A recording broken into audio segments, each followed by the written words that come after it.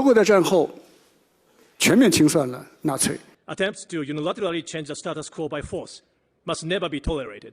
德国在战后全面清算了纳粹，而且立法禁止宣传这个纳粹的主张。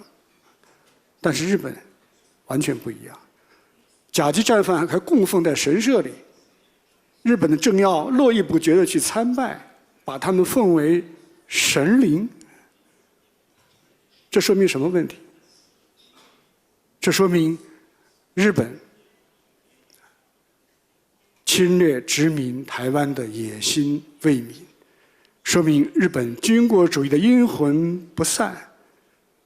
当年日本就是以同样的借口，就是所谓的危机存亡事态，对中国发动了侵略，对珍珠港发动了袭击啊！如果不思悔改的话，势必会重蹈覆辙。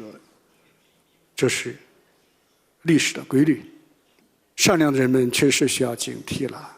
首先，日本人民应该不要再被那些极右的甚至想复活军国主义的势力所裹挟、所蒙蔽。一切爱好和平的国家都应该向日本发出警示。如果要走回头路的话，只能是自取灭亡。如果要再赌一次，只会败得更快，输得更惨。Attempts to unilaterally change the status quo by force must never be tolerated. That is why Japan does not view Ukraine as a distant European problem. Countries surrounding Japan continue opaque military buildup, and the regional military balance has been greatly and rapidly evolving. In the East and the South China Seas, attempts to change the status quo by force persist. In the Western and the Southern Pacific, provocative military activities are intensifying. We are living in an era of uncertainty, where anything can happen. The intentions of aggressors can hardly be predicted by those of us living in democracy. Aggressors may also misjudge the strength of our resolve. Anything could happen tomorrow. I believe you share this sense of crisis. We must confront this reality head-on and ensure peace and stability in the region.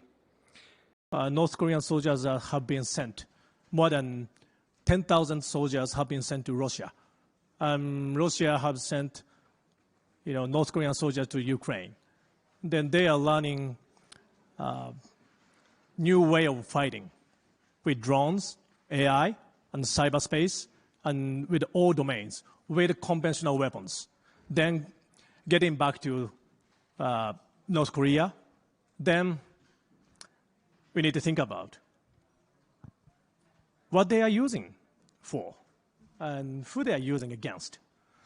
So that's why I said Ukraine is not a distant problem.